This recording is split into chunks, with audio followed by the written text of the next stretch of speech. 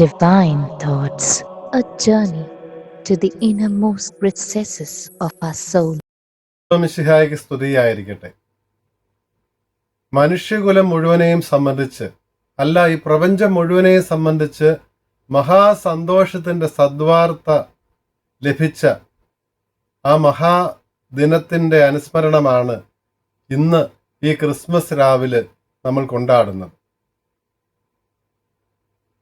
ബെത്ലഹേമില് രക്ഷകനായ മിശിഹ, ജീവദാതാവായ കർത്താവ് ജനിക്കുമ്പോൾ അതിന് സമീപേ ആടുകളെ സംരക്ഷിച്ചുകൊണ്ട് കഴിഞ്ഞിരുന്ന ഇടയന്മാർക്ക് കർത്താവിൻ്റെ ദൂതൻ പ്രത്യക്ഷപ്പെട്ട് പറഞ്ഞു, ഇതാ സകല ജനത്തിനു വേണ്ടിയുള്ള മഹാസന്തോഷത്തിൻ്റെ സദ്വാർത്ത ഞാൻ നിങ്ങളെ അറിയിക്കുന്നു. ഇതാ നിങ്ങൾക്കായി ഇന്ന് ദാവീദിന്റെ പട്ടണത്തിൽ ഒരു രക്ഷകൻ മിശിഹ, കർത്താവായ മിശിഹ ജനിച്ചിരിക്കുന്നുവെന്ന്. ഈ വാർത്തയാണ് ലോക ചരിത്രത്തെ തന്നെ, മനുഷ്യവർഗത്തെ തന്നെ, മനുഷ്യ ചരിത്രത്തെ തന്നെ രണ്ടായിട്ട് വിഭജിച്ചത്. മിശിഹായുടെ വരവിന് മുൻപും മിശിഹായുടെ വരവിന് ശേഷവും. ഈ ജനനത്തിന്റെ അടിസ്ഥാനത്തിലാണ് ലോക ചരിത്രം തന്നെ എന്ന് വിഭജിക്കപ്പെട്ടിരിക്കുന്നത്. ലോകത്തിലുള്ള സകല മനുഷ്യരും ഏത് മതത്തിൽ വിശ്വസിക്കുന്നവരായാലും ഈ ഒരു കാലഗണന പരിഗണിച്ചുകൊണ്ട് മാത്രമേ ഈ ഭൂമിയിൽ ജീവിക്കാൻ സാധിക്കുകയുള്ളൂ. ഏത് ഡോക്യുമെന്റിലും എഴുതേണ്ടത് മിശിഹ ജനിച്ചിട്ട് ഇത് 2025 വർഷമാണെന്നാണ്. അതുപോലെ മനുഷ്യവർഗത്തെ സ്വാധീനിച്ച, മനുഷ്യവർഗത്തെ സംബന്ധിച്ച് പ്രധാനപ്പെട്ട ഒരു വാർത്ത വേറൊന്നുണ്ടായിട്ടില്ല. ഈ മഹാസംഭവം വിശുദ്ധ ലൂക്ക വിവരിക്കുന്നത് സുവിശേഷത്തിന്റെ 2-ാം അധ്യായത്തിന്റെ ആദ്യത്തെ 20 വാക്യങ്ങളിലാണ്. ഈ ഭാഗമാണ് ക്രിസ്മസ് രാവിലെ, ക്രിസ്മസ് ദിനത്തിൽ നമ്മുടെ പ്രാർത്ഥനയ്ക്കായിട്ട്, ധ്യാനത്തിനായിട്ട് സഭ സമർപ്പിക്കുന്നത്. 2-ാം അധ്യായത്തിലെ ഈ 20 വാക്യങ്ങളെ 3 ഖണ്ഡികകളായിട്ടാണ് ലൂക്ക വിവരിച്ചിരിക്കുന്നത്.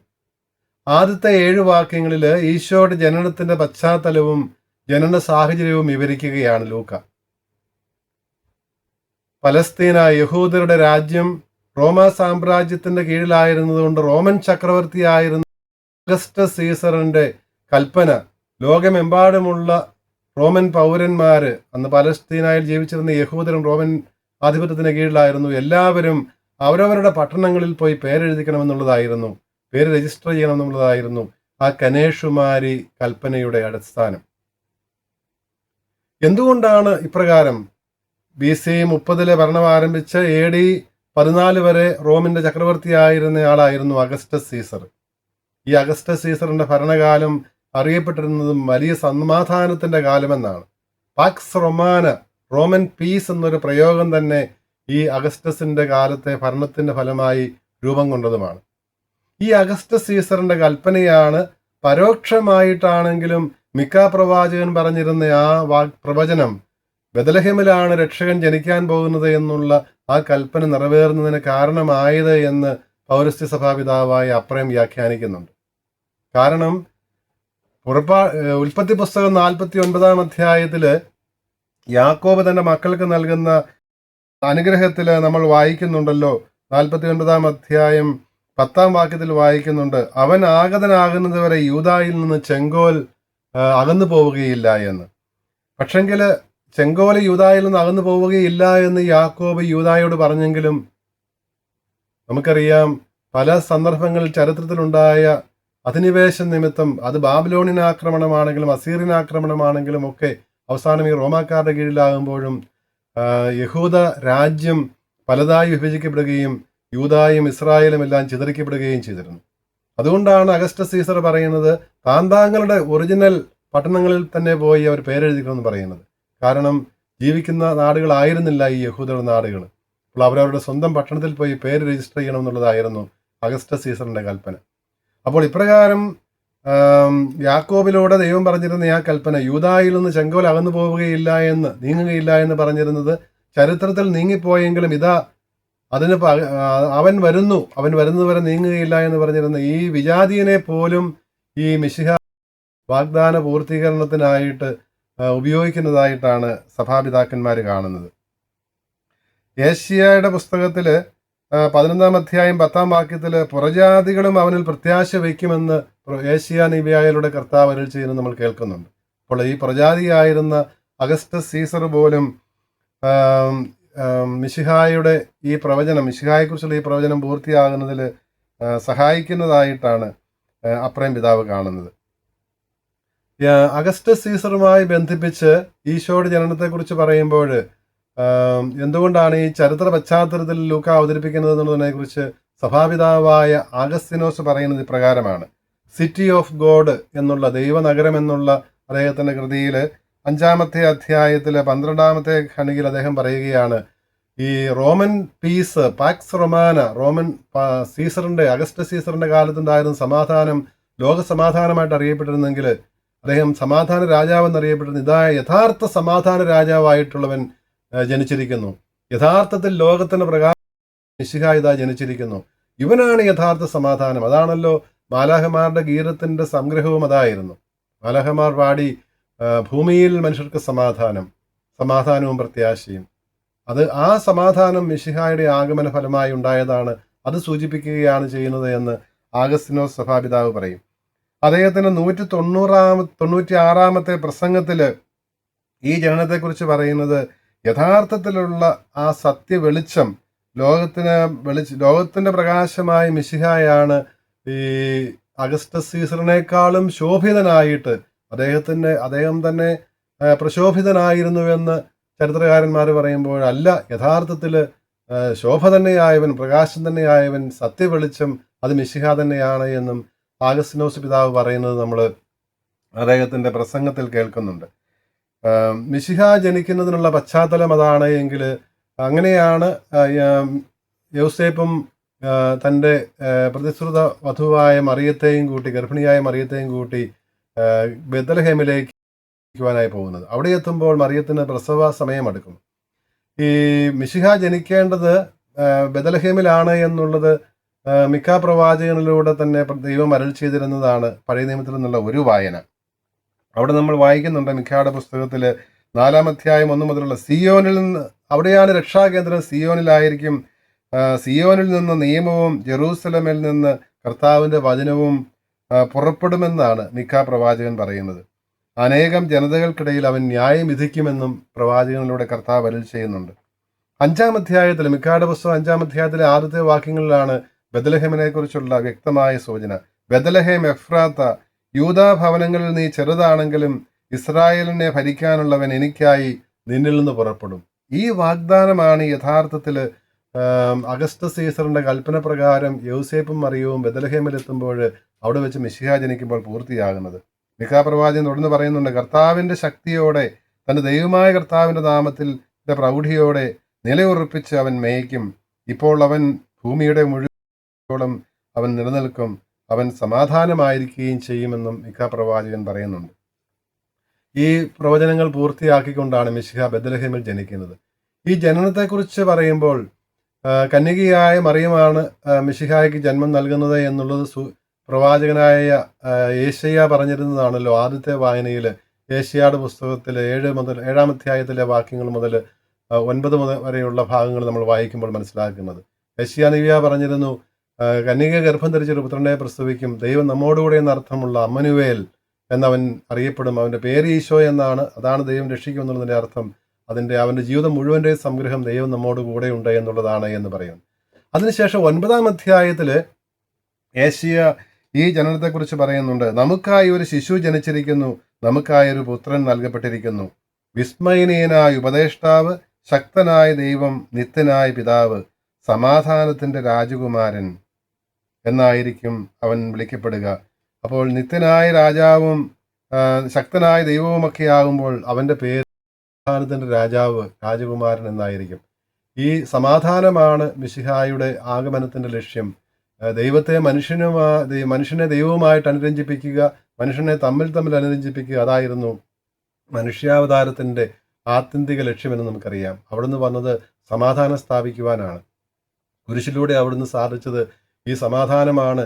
ഇരുകൂട്ടരെയും നമ്മൾ രഞ്ജിപ്പിക്കുകയാണ് ചെയ്തത് എന്ന് പൗലോസ് ശ്ലീഹ എഫേസുകാർക്കുള്ള ലേഖനത്തിൽ പറയുന്നതും നമുക്ക് പരിചിതമാണല്ലോ. ഈ പശ്ചാത്തലത്തിലാണ് മിശിഹായുടെ ജനനം വിവരിക്കുന്നത്. ഈ ജനനത്തെക്കുറിച്ച് പറയുമ്പോൾ 2 കാര്യം കൂടി നമ്മൾ ഓർക്കേണ്ടത്. തൻ്റെ ആദ്യജാതനെ പ്രസവിച്ച് മറിയം പിള്ളക്കച്ചയിൽ പൊതിഞ്ഞ് പുൽത്തൊട്ടിയിൽ കിടത്തിയെന്നാണ് പറയുന്നത്. ഈ പിള്ളക്കച്ചയിൽ പൊതിഞ്ഞ് കിടത്തിയെന്ന് പറയുന്നത് ആദ്യത്തെ ദാവീദിന്റെ പുത്രനായിരുന്ന സോളമനെ കുറിച്ച് സോളമൻ തന്നെ ജ്ഞാനത്തിന്റെ പുസ്തകം 7-ാം അധ്യായം 4-ാം വാക്യത്തിൽ പറയുന്നതിന്റെ ഒരു പൂർത്തീകരണമാണ്. അവിടെ ജ്ഞാനം എന്ന ഗ്രന്ഥത്തിന്റെ കർത്താവ് സോളമനാണല്ലോ, ദാവീദിന്റെ പുത്രനായ സോളമൻ. പിള്ളക്കച്ചയിൽ ശ്രദ്ധാപൂർവ്വം പ്പെട്ടു എന്നാണ് സോളമൻ പറയുന്നത്. അപ്പോൾ ശാരീരികമായി ദാവീദിന്റെ പുത്രൻ സോളമനായിരുന്നെങ്കിൽ വാഗ്ദാനപ്രകാരമുള്ള ദാവീദിന്റെ പുത്രൻ മിശിഹായായിരുന്നു. ആ മിശിഹായും ദാവീദിന്റെ പുത്രനായ മിശിഹായും പിള്ളക്കച്ചിയിൽ പൊതിഞ്ഞ് കിടത്തപ്പെടുന്നു, പരിചരിക്കപ്പെടുന്നു എന്ന് കാണിക്കുവാനാണ് 2-ാം അധ്യായം 7-ാം വാക്യത്തിൽ ലൂക്ക ആ കാര്യം പറയുന്നത്. അവിടെ ശ്രദ്ധേയമായ മറ്റൊരു സംഗതി അവർക്ക് സത്രത്തിൽ ഇടം ലഭിച്ചില്ല എന്നുള്ളതാണ്. സത്രത്തിൽ ഇടം ലഭിക്കാതിരുന്നതിനെ കുറിച്ച് യേശയ്യാ നെവിയായുടെ പുസ്തകം 1-ാം അധ്യായത്തിലെ ആദ്യത്തെ വാക്യങ്ങളിലെ 2 വാക്യത്തിൽ നമ്മൾ വായിക്കുന്നുണ്ട്. കാള അതിൻ്റെ ഉടമയെയും കഴുത അതിൻ്റെ യജമാനന്റെ തൊഴുത്തും അറിയുന്നു, ഇസ്രായേൽ അറിയുന്നില്ല, എൻ്റെ ജനം തിരിച്ചറിയുന്നില്ല. അപ്പോൾ ഈ ഒരു ദുഃഖം, ഈ ഒരു പരിവേദനം ദൈവത്തിൻ്റെ ഭാഗത്തു നിന്ന്, വിവേകബുദ്ധിയില്ലാത്ത മൃഗങ്ങൾ പോലും അവയുടെ യജമാനനെയും യജമാനന്റെ തൊഴുത്തുമൊക്കെ അറിയുമ്പോൾ തൻ്റെ സ്രഷ്ടാവായ പരിപാലകനായ ദൈവത്തെ, കർത്താവിനെ, ആലാഹായെ ഇസ്രായേൽ അറിയുന്നില്ല, തിരിച്ചറിയുന്നില്ല എന്നൊരു ദുഃഖം യേശയ്യാ നെവിയ പറഞ്ഞത് തന്നെയാണ് ഇവിടെയും പൂർത്തിയാകുന്നത്. കാളയും കഴുതയും തിരിച്ചറിയുന്നു എന്ന് പറയുന്നതിന് ഭാഗമായിട്ടാണ് ഇവിടെ സത്രത്തിൽ സ്ഥലം ലഭിക്കാതെ പോകുമ്പോൾ എവിടെയാണ് സ്ഥലം ലഭിക്കുന്നത്? പുൽത്തൊഴുത്തിലാണ്, കാലിത്തൊഴുത്തിലാണ്. ആ മൃഗങ്ങൾ മിശിഹായെ തിരിച്ചറിയുന്നത് പോലെയും ആ വിവേകബുദ്ധിയില്ലാത്ത ആ മൃഗങ്ങൾ രക്ഷകനായ മിശിഹായെ സ്വീകരിക്കുകയും ആരാധിക്കുകയും ചെയ്യുന്നതായിട്ടാണ് സുവിശേഷൻ അവതരിപ്പിക്കുന്നത്. നമ്മുടെ പുൽക്കൂട്ടിലും നമ്മൾ മിശിഹായോട് ചേർന്ന്, പരിശുദ്ധ കന്യാമരത്തും യോസേപ്പ് പിതാവിനോടും ചേർന്ന് നമ്മൾ ഈ ആടുകളെയും മാടുകളെയും ഒക്കെ രൂപങ്ങൾ പ്രതിഷ്ഠിക്കുമ്പോൾ, ചിത്രങ്ങളിൽ അവതരിപ്പിക്കുമ്പോൾ ഈ ഒരു യാഥാർത്ഥ്യം തന്നെയാണ് നമ്മൾ അനുസ്മരിക്കുന്നത്. പ്രപഞ്ചം മുഴുവനും പ്രപഞ്ചത്തിൻ്റെ നാഥനായ രക്ഷകനായ മിശിഹായെ ഏറ്റുപറയുന്നതിൻ്റെ, ആരാധിക്കുന്നതിൻ്റെ അടയാളം കൂടിയാണ് ഈ കാലിത്തൊഴുത്തിലെ, പുൽത്തൊഴുത്തിലെ മിശിഹായുടെ ജനനം. അവിടുന്ന് ഈ മനുഷ്യവർഗത്തിൻ്റെ മാത്രമല്ല, പ്രപഞ്ചം മുഴുവൻ്റെയും നാഥനാണ്, കർത്താവാണ് എന്നുള്ള സത്യമാണ് അവിടെ വ്യക്തമാകുന്നത്. ഈ സന്ദർഭത്തിൽ ദൂതൻ പ്രത്യക്ഷപ്പെട്ട് പറഞ്ഞത് സകല ജനത്തിനും വേണ്ടിയുള്ള സന്തോഷത്തിന് സദ്വാർത്ത, മിശിഹ ജനിച്ചിരിക്കുന്നു, ഇന്ന് ജനിച്ചിരിക്കുന്നു. ആ ഇന്ന് എന്ന് പറയുന്നത് നമ്മൾ വായിക്കുന്ന ദിവസം എന്നാണോ അത്രയും ദിവസം പുറകോട്ട്.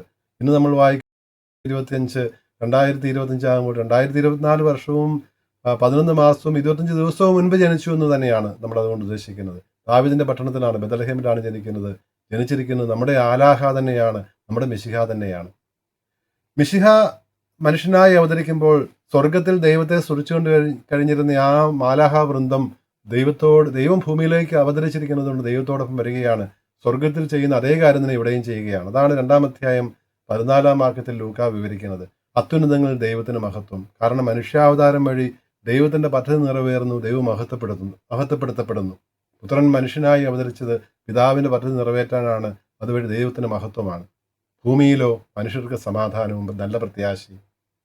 അത് സന്മനസ്സുള്ളവർക്കാണ് എന്ന് ഗ്രീക്ക് പരിഭാഷ പറയുമ്പോൾ വിശുദ്ധ പരിഭാഷ പറയും, ഭൂമിയിൽ സന്മനസ്സുള്ളവർക്ക് സമാധാനവും നല്ല പ്രത്യാശയും നല്ല ശരണവും. നമ്മുടെ കുർബാനയുടെ ആരംഭത്തിൽ എല്ലാ കുർബാനകളും ആരംഭിക്കുന്നത് ഈ മനുഷ്യാവതാര ഗീതം നമ്മൾ ആഘോഷമാർഭമായിട്ട് ആലപിച്ചുകൊണ്ടാണല്ലോ. തശ്ബഹത്താൽ ആലാഹ ബമുറവുമേ എന്ന് അത്യുന്നതങ്ങൾ ദൈവത്തിന് മഹത്വമെന്ന് നമ്മൾ ആലപിക്കുമ്പോൾ മനുഷ്യാവതാര രഹസ്യം തന്നെയാണ് നമ്മളും അനുസ്മരിക്കുന്നത്. സ്വർഗവാസികളോട് ചേർന്ന്, അവരുടെ ആരാധനാ ഗീതത്തോട് ചേർന്ന് നമ്മൾ മനുഷ്യനായി അവതരിച്ച ദൈവത്തെ ആരാധിക്കുകയാണ് ചെയ്യുന്നത്, ദൈവത്തെ മഹത്വപ്പെടുത്തുകയാണ് ചെയ്യുന്നത്.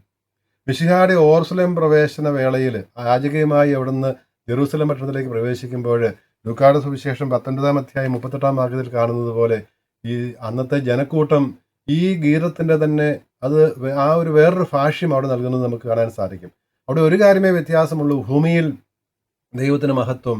കാരണം ദൈവഹിതം മനസ്സിലാക്കി, ഈശോ വെളിപ്പെടുത്തിയ ദൈവഹിതം അനുസരിച്ച് ഭൂമിയിൽ മനുഷ്യർ ജീവിക്കാൻ തുടങ്ങിയപ്പോൾ, ദൈവരാജ്യം ഇവിടെ സ്ഥാപിക്കപ്പെട്ടപ്പോൾ ഇവിടെ ദൈവത്തിന് മഹത്വമായി. ഭൂമിയിൽ മഹത്വം, സ്വർഗത്തിൽ ഉന്നതങ്ങളിൽ സമാധാനം. അവിടെ ദൈവത്തിൻ്റെ പദ്ധതി നിറവേറുന്നത് കൊണ്ട്, അവിടെ ദൈവത്തിൻ്റെ ആ ഇഷ്ടം നിറവേറുന്നത് കൊണ്ട് അവിടെ സമാധാനം.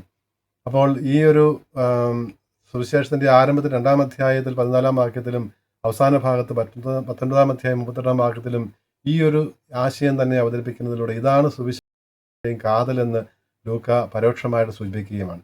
ഈ ഇടയന്മാരുടെ പ്രതികരണം ശ്രദ്ധേയമാണ്. അവർ പറയുകയാണ്, നമുക്ക് തിടുക്കത്തിൽ ബെത്ലഹേം വരെ പോകാം, നമ്മെ അറിയിച്ച കാര്യങ്ങൾ നമുക്ക് കാണാം. അവർ തിടുക്കത്തിൽ പോയി അവരോട് പറയപ്പെട്ട കാര്യം കണ്ടു. ശിശുവിനെ അമ്മയായ മറിയത്തോടുകൂടി കാണുകയും അവർ വണങ്ങി ആരാധിക്കുകയും ചെയ്തു. തങ്ങളോട് പറയപ്പെട്ട കാര്യങ്ങൾ, ദൂതൻ അറിയിച്ച കാര്യങ്ങൾ മറിയത്തെയും യോസേപ്പിനെയും അറിയിച്ചു.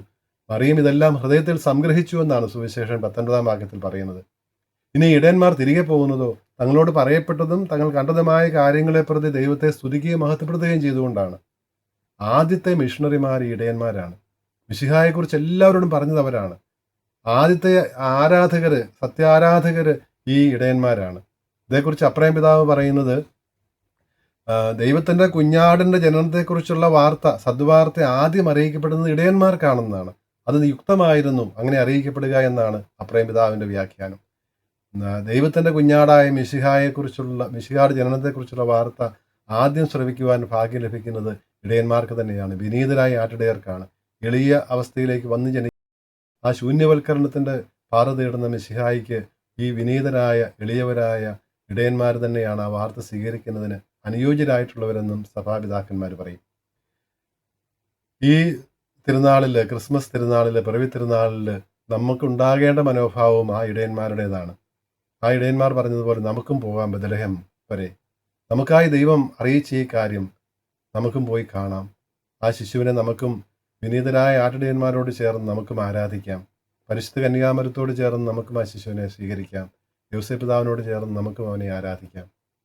അങ്ങനെ അവിടുത്തെ മനുഷ്യാവതാരം വഴി അവിടുന്ന് നമുക്ക് നൽകാൻ ആഗ്രഹിക്കുന്ന ആ സമാധാനവും ശാന്തിയും, ആ ശരണം, ആ പ്രത്യാശ, അത് നമ്മുടെ ജീവിതത്തിലും കുടുംബത്തിലും നിറയുന്നതിനായിട്ട്, ലോകം മുഴുവനിലും നിറയുന്നതിനായിട്ട്, ലോകം മുഴുവനും അവനെ രക്ഷകനായി ഏറ്റുപറയുന്നതിനായിട്ട്, അവനിൽ വിശ്വസിക്കുന്നതിനായിട്ട് ഇടയാക്കണമെന്ന് നമുക്ക് പ്രാർത്ഥിക്കുകയും ചെയ്യാം. എല്ലാവർക്കും പിറവി തിരുനാളിലെ ഞങ്ങൾ ഹൃദയപൂർവ്വം ആശംസിക്കുന്നു.